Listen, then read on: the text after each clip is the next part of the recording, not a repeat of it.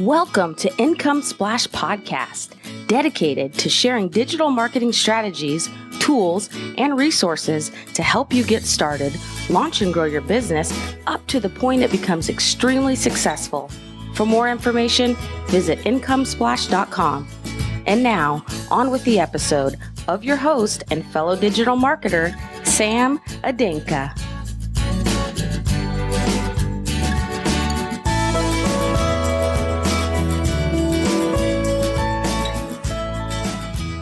I'm Sam Adenka, your host on the Income Splash podcast.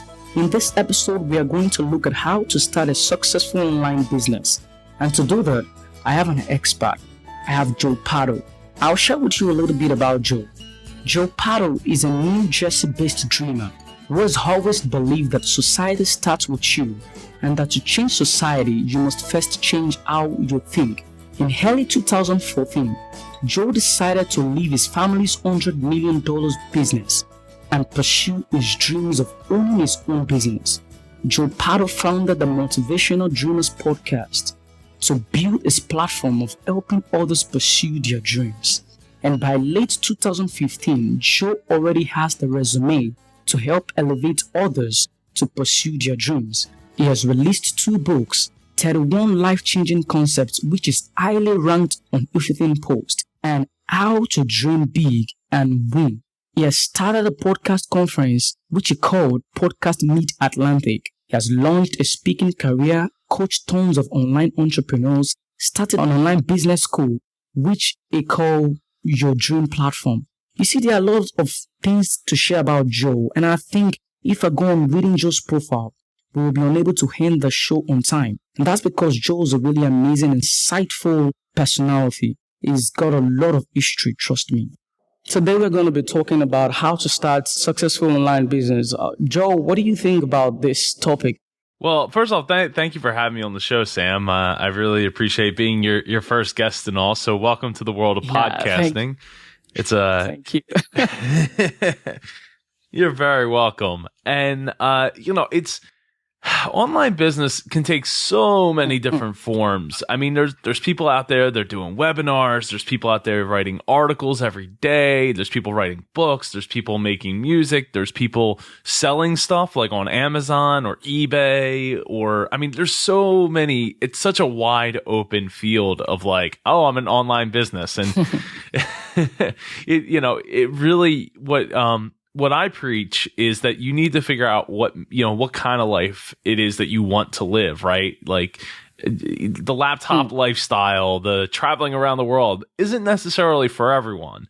Maybe your dream is to become a doctor or to become something that you have to go to school for, and get a degree in. And that's fine. I'm very supportive of that. But I'm more supportive of people who know what they're doing, what their why, and the reasons that they're doing it is, so that they can go on living a happy life. Because, just because you wanted to do something that would require you to live in the city doesn't necessarily mean that you want to live in the city. Maybe you want to live out in the middle of nowhere. Then picking a career or building a career based around something that requires you to be around the city isn't probably going to help you achieve your dreams, your ultimate dreams of living the way that you want to. So with online business, we'll just take one sliver, which would be, I focus on the authoring, and I do build courses as well. And of course, if you have read my entire profile, we probably would be here all day. Sure. I know that. All right, Joe. Now that's a very lovely one. I'm meaning to ask you this question. How many years have you been into this business? Well, the online business part, when I left in 2014 is when I left. So we're coming up on the 2-year anniversary of the end of me working at my family's business and starting my own dream and building my own business. So we're real close. Real close. We're about a month away. I think it's April 2nd. Okay. Now, I believe you must have encountered a lot of barriers. So how have you been able to get past all these barriers and still stay focused? So when it comes to barriers, a lot of it, and this is really cliched, and I get this answer a lot on my show. a lot of it results in yourself, right? Believing that you know what other people want, believing what you know what other people expect. And really, when it comes back to business, like, you don't need to, I mean, unless you're the focus, like you're the focus group, like you're the avatar, as they say, you're the person that you're trying to sell to, or the ideal person you're trying to sell to. Generally, what you want to be doing is asking people, right? Like, finding out what they want, because they're the ones that are supposed to be buying, and going and asking them, like, hey, what do you think of this? If I did it this way, would it be better if I put this kind of product out in your, or put this type of product in front of you? What would this make you happy, sad, angry, what? And then seeing what the reaction is to how it actually works, because execution is everything. Okay. So the barrier has really been myself. And believing that I couldn't do something that I know that I could. Like, I have all the skill set to do it. It was just a matter of like, okay, I'm sitting at home. It's like 2:00 in the afternoon, and I should be sitting at my desk wanting to take that afternoon nap that I can't take because I'm at work. And here I am sitting at my computer at home doing this podcasting thing. And it's like, wow, like, what is wrong with this picture, Joe? You're sitting at your computer. You're not sitting at work. You're not doing the things that you're expected to be doing. You're doing something completely different. And even though you have the skills to do it, you had no precedent to make anything of it. Okay. Now, I believe that the singular most important factor in having a successful online business is to have a profitable niche, right? Yeah, so you want to do your research to make sure that there's a market for what you're building, and that the what you're building can be affordable to the people in which you're trying to build it for. Because there's amazing ideas out there, but not everybody can afford it. If it comes out to be, there's a good example of a cooler, the coolest cooler, and it has like a blender built into this cooler. It's just like a cooler, right? Like a standard cooler, but it has a radio and it has all these things built in. And it was on Kickstarter, and they raised like ridiculous millions of dollars. I think it was like $13 million. And now, like 2 years later, they ran out of money, and they never delivered any product to any of the people who bought it on Kickstarter. So now you can actually go on Amazon and buy this cooler, but it's $500 instead of, I think it was like $200 or $300 originally. And they have no intention at this point of delivering the ones that everybody paid for in the first place. So you need to be able to make sure that, like, you really did your homework, and like, a $500 cooler is not, it's not something that everybody can afford or could justify the cost for, right? Like, if it's $200, some people might be able to justify. Well, I always go out. I'm always at the beach. I'm always going out camping. I'm always doing this. I'm always doing that. It's going to get a ton of use. So at $200, yeah, it's a no-brainer, because a cooler would maybe be $50 to $100. So if I spend an extra $100, I get a blender, I get a battery for my phone, I get all this stuff with it. Makes sense. I can justify that. But at $500, man, you got to like live in the outdoors. You got to be like living out of, you got to be using that thing like, I don't know, 100 days out of the year to make it worth it. If I get what you're saying right, value seems to be the key word here in online business. If you want to jump into online business, you have to be sure that you have a really valuable product that you want to give out, right? Yeah, it has to be valuable, and it has to be valuable to the person in which you're selling it to. And you want it to be valuable again for them to say, well, if this was $50, I would buy it, maybe. But if it was $25, I wouldn't even think twice. Like, I would just buy it. So that's where it's on the entrepreneur or the business owner to like, okay, how can I get my costs down? How can I become more efficient? How can I cut out waste so that we can get our expenses down? Because a lot of times people try to focus on the sales, right? Sell. And that's awesome. I love it. It's great. But the problem is a lot of times when you just focus on that one end of it, you end up generating a lot of waste. And that waste it gets expensive. So you need to try to focus on both ends, both the selling and the cost reducing. You should be trying to reduce your costs every possible way you can, with the exception of paying people. That's, to me, people make your company run, and that it's important that they're paid fairly and compensated for it. So you should be trying to cut in other ways. But there needs to be a balance, because if you cut too much, people get the wrong impression that things aren't going the way they're supposed to be. So you have to find that balance of, like, I can cut costs, I can pay people what they're supposed to be paid, and I can get the cost down far enough on the product itself.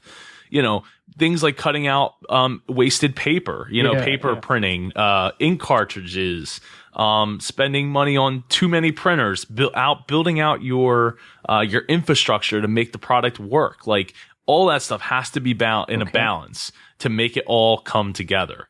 And don't try to build out too far in advance, because you're going to probably run into problems, especially if you aren't that salesperson. Some people are that salesperson where they'd be like, oh, well, I ordered 100,000 of these things, these widgets. Well, I'm a salesperson, so I'm just going to go and start selling them one by one, even though I thought my Kickstarter was going to cover all that, or I thought just because I had a website, it was going to, the sales were just going to come rolling in.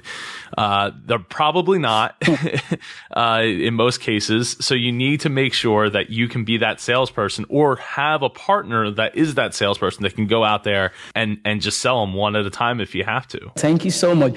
How did you get to that point where you know exactly what it is you want to offer to your audience? Well, I mean, I don't really call them fans. They're friends. A lot of them were just, they're friends. But what stuck out to me was, as I wrote online, I was on a plane to Disney World. I love Disney World. It's like it's not just relaxing, but it's my place. A place I like to go. Right? It's. Some people like to go to the beach. Some people, for thinking and stuff. Like, I go to Disney World to think and to get ideas. So I was on the way there, and it was brought up to me that, there are people out there that are doing podcasting as a business, as part of their, like a big part of their business model. And for me, it just clicked. I was like, well, I know a lot of entrepreneurs. I could do this, blah, blah, blah, blah, blah. Nah, then I was like, but I know a lot more people living their dreams. And that's when it was like, boom, it happened on the plane. By the time the plane landed, I whipped out my phone and registered the website, the Facebook page, and the Twitter handle by the time we got to the rental car. You did all those whilst driving? Yeah. I was contacting people, reaching out to people, making a list of people that I would have on the show. I still have that list today. There's still some people, quite a few people I want to check off that list at some point, but some people I feel I needed to have the platform established before I really made the go at trying to get them, because some of them are pretty, famous people. So it's just been grinding it out. And honestly, I don't really mind the fact that I haven't asked those people, because the way I see it, my show is for all stages of dreaming, right? The people that are talking about building a rocket, the people that have built the rocket or building the rocket, the people that are on their way to the moon, the people that have landed on the moon, the people that are on the way back from the moon, and people have landed safely and have already experienced everything the moon has to offer. So, I try to get a whole gamut of people that are on the show that are just passionate and inspired people. So for me, it just made perfect sense. Plus, as an entrepreneur, a lot of times the entrepreneur type gets bored with one thing. So for me, having a show where I just interviewed entrepreneurs didn't make sense, because I was like, I would probably get bored of that, for the same reason that I don't have a Disney podcast talking about, just Disney. So, so it was like, oh, dreamers, I can invite this wide range of people to the show. It's going to be awesome. A year and a half later, it's over a year and a half now. We're well on our way to 2 years. It's been amazing. How many episodes? 250, am I right? 200. It was, as of right now, released is 219. But I've recorded over 235. Joe, you were saying something about ideas, that you go to Disney to get ideas. Now, I wanted to know, how do I transition from having ideas to actually starting my business? So the one thing I preach a lot on my show is that you need to do. In fact, I was just talking about this before we got on this call, it starts with a Google search, and like you said, 480 million results for how to build an online business. It's a lot, but the thing is you don't necessarily start with that search, right? You start with the search of like, I have an idea. Let me do some searches and get some, see, is there a market for it? Is there people out there that are interested in this stuff? Wow. Who are those people? Where are the message boards? Where are the Facebook groups? Can I get involved? And just start there. Like, you don't have to be like, okay, now I got this idea. I'm going to quit my job and hopefully it flies. No, that's not how we do. That's not how you should do it. What you should be doing is doing the Google search, doing the research, knowing the numbers of the industry, knowing knowing your numbers, knowing what your budget is. How much money do you need to keep what you have? So you don't have to be like, okay, well, I'm going to, quit my job. And then 3 months from now, I'm selling my house or the place, or I'm leaving the place that I live, apartment or whatever, because I can't afford it now. So you need to know all of that stuff. You need to know the ins and outs of how all this works and how much you need to make it all work. You also want to be looking for, is there a better, cheaper way of doing it than what you have imagined in your mind? If we're say creating a product, or if you're going to be offering a service, see what there people out there are already offering and what they're charging for it, so that you have an idea. Also doing the research to know how much you need to keep what you have, so that you're not struggling through that process. And then the real work starts to come in, like starting to figure out how do you go about doing it. Just like with this podcast, Sam, you wanted to start a podcast. You found Dio, right? Yeah. And now here we are, recording your first podcast. So there's lots of steps in the meantime, but a lot of it starts with Google. All right. I also wanted to ask, what are the set skills required to start and go an online business? So what's required to grow the online business once you have it? So once you're ready to start growing what you have put out there, right? Whether it's a book or a service or a product or something, what you need to start doing is the marketing part, right? Letting people know about the product, about the service. Growing it through writing blog posts. Blog posts, do great. They do wonders for helping people find your product or service. Starting up a podcast. I'm a huge proponent of doing that. I mean, obviously I have my own podcast. Wow. I've had up to 6 different shows at once. And also doing video shows if you're able to do video. Video helps, portray a different side of things. Video can help get, especially if whatever your product is or services is a visual type thing that's better served in the visual sense. You can shoot that video, convert that video to audio, release it as a podcast, as well as a video on YouTube or Vimeo or or Facebook or wherever you want to put that video. Then you get down the road of like Facebook ads, and there's lots of ways. I mean, that's like a whole thing in and of itself, like a whole show in and of itself, just talking about Facebook ads. Facebook ads, Twitter ads, SEO, making sure that when you write these articles or when you build the website for it, that it's going to come up for the search results that really matter, the real basis of what people are searching for, and to find out what people are searching for. And a lot of people don't necessarily know this, is go to google.com/trends. TRENDS.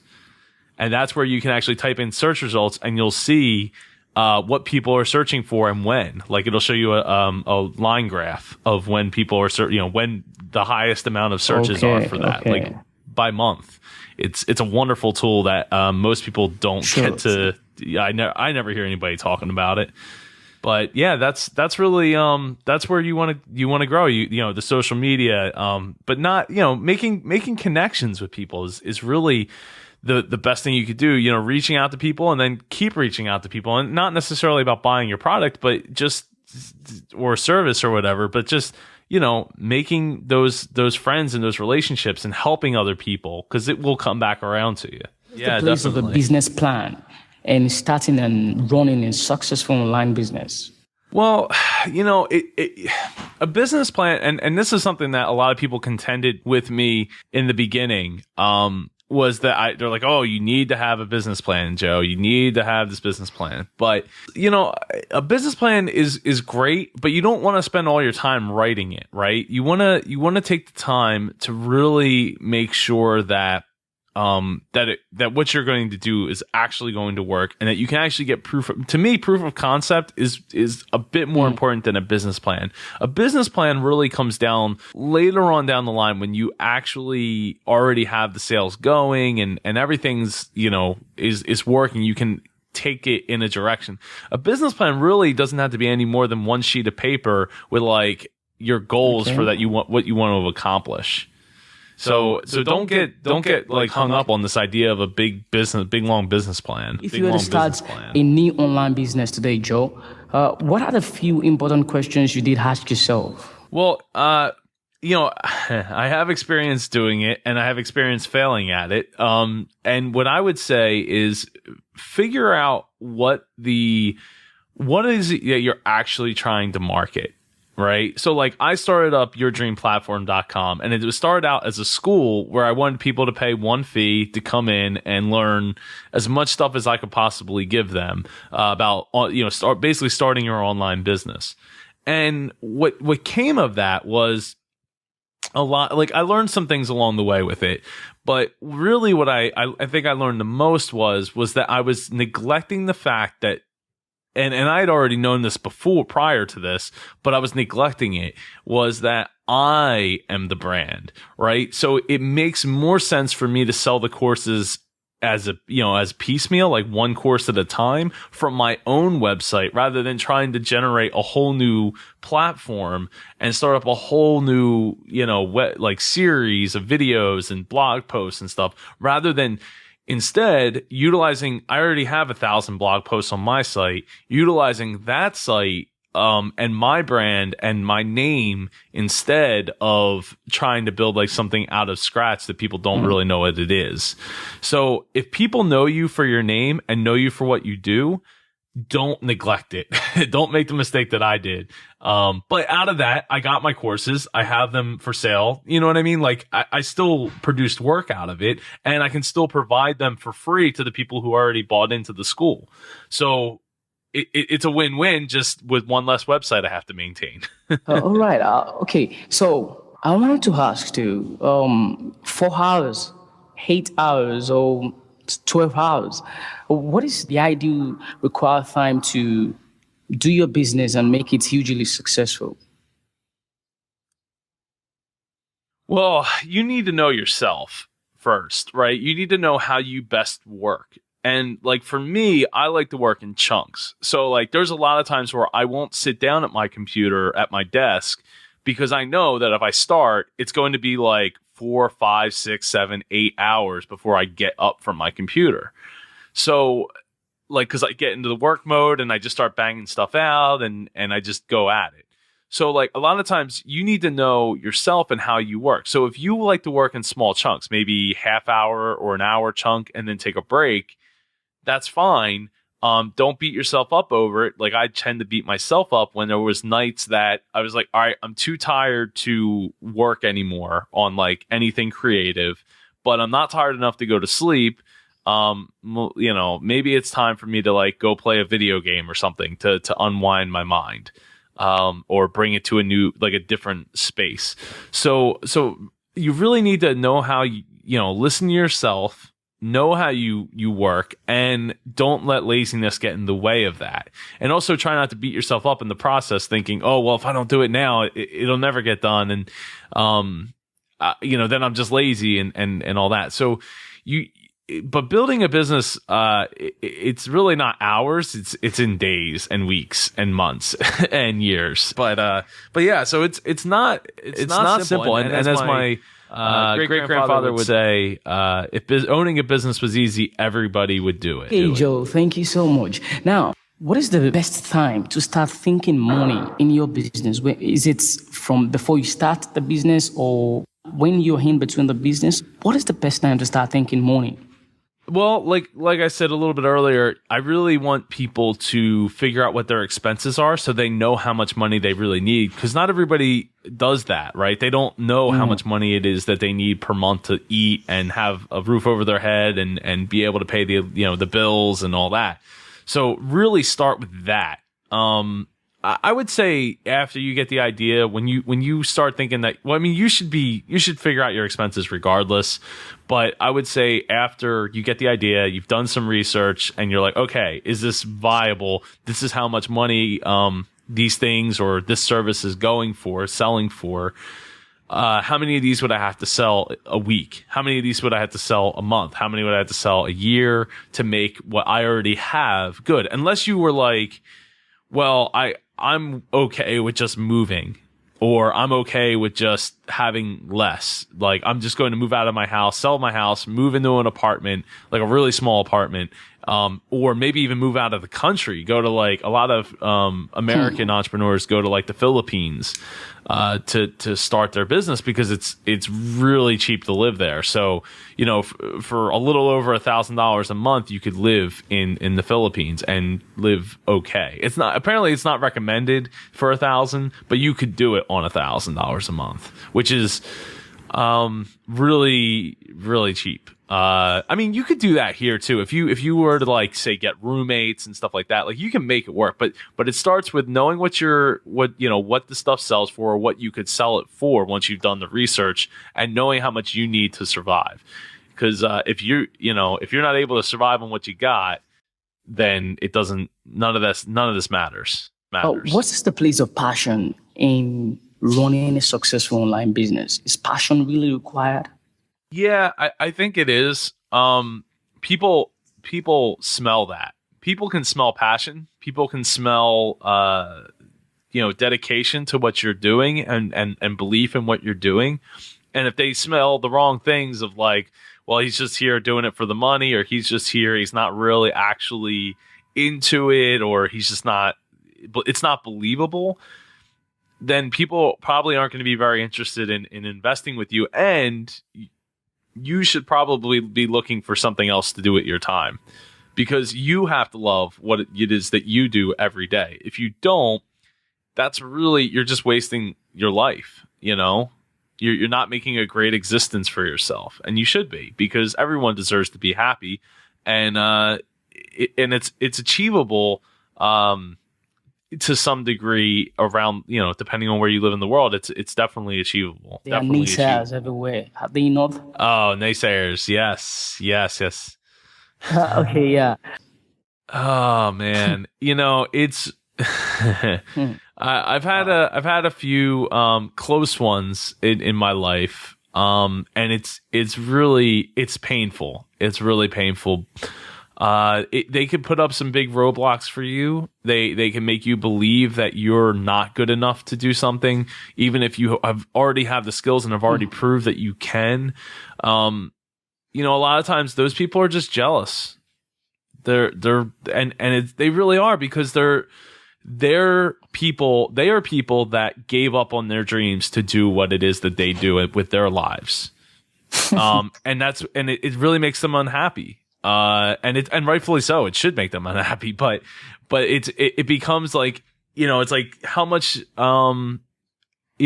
money do they have to make a year to be like, it's okay that I don't do what I would love to do, and then justify that in their mind to make it look like, well, now I should be telling other people that they don't deserve for their dreams to be reality either. And you know what? Sure. And not every dream is necessarily feasible, right? Like, not everyone can play in the NBA. Not everybody can play in the NFL. Like, but if you start at a young enough age, you can work towards that.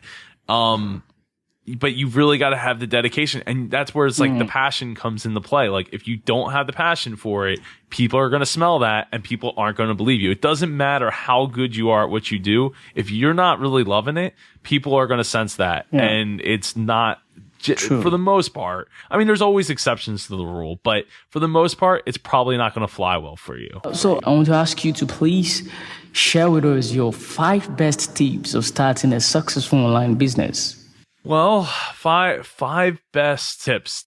So I would say find something that you're passionate about, right? That's one. Solve a problem that you have. That goes with that.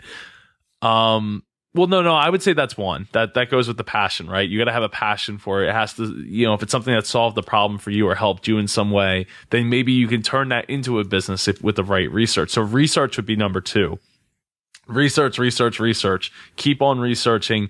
Never, obviously we don't all know everything. And it's one of the reasons I hate the word expert. I consider myself a professional because professionals practice and constantly are getting better. Professional actors, professional sports figures, they all practice to get better. So yeah. I'm a professional. I'm not the expert on everything or even one thing. The third thing would be put yourself around, people that are doing what you want to be doing. You don't want to be the smartest person in the room. And if you are, then you're probably you're definitely in the wrong room, but you also might not be the smartest person in the room. So you definitely want to surround yourself with people who are smarter than you in fields that matter to what you're doing. So that's really important. Number 4, I mean, to go along with number 3, find people that actually believe that you can do what you do and that are going to hold you up, right? Because, yeah, I've had people in my life that don't think that I can do it. I have people still that think that I'm not capable of doing what I say I do or can do or have done. And, it's still painful, but you find ways to work around it by leaning on the people who do actually believe you. That do actually believe in you and what you're doing more than the people that are naysayers. So I would say that's probably number 4. And number 5, in the words of my grandfather, just keep stroking. Just keep going every single day. It doesn't matter. Like there's always going to be a bad thing that happens, and there's always not always a tomorrow, but you just keep doing the best that you can over and over and over again. And what it does is it builds small victories, and those small victories add up to big things, right? Not everybody can win the lottery and then it's like, well, I went from not having a car at all to having a Ferrari in my driveway of my new house. You know what I mean? Unless you win the lottery, that's what happens. But otherwise, you need to, where's the first win? I got to come up with the idea. Second win. Okay, we research the idea. Third win. Maybe we start to build a product or a service. The fourth win, get the first sale. When you hit that, you'll be through over the moon, because it gives you some validation that somebody actually believes enough in what you're doing to make it worth going forward and doing it more. So, just keep stroking. It's an honor having you here on my show. It's a really big honor having you here, Joe. Thank you. Well, thank you. I really appreciate you wanting for me to be on not just on your show, but to be your first guest. And I really appreciate you reaching out when you did. It was a month ago, I think. I'm glad I connected with you. Thank you so very much. I could remember that I listened to your interview with Dal Samuel, and that was how I got to know you, and then I thought it was going to be a really awesome connection with you, and then I connected with you, I think, from Twitter and then on Facebook, and we've been talking since then, and now we have this interview. Thank you so much, Uncle Joe. I really appreciate it. It's all good, man. Just take a deep breath. Greetings to Melissa and Harvard. Tell them that I love them. Thank you. You have been listening to the Income Splash podcast, brought to you by IncomeSplash.com. You can download other episodes at our website, www.IncomeSplash.com. It's free of charge. And also, remember to sign up for our free courses while there. You're free to share this podcast with your friends on Facebook, Twitter, or LinkedIn. And we welcome your opinion, comments, or questions about anything you've heard. Call us at 234 816-164-6027, or you can reach us through our website or Facebook fan page. And please, don't forget to rate and review ISP on iTunes. Thank you for listening.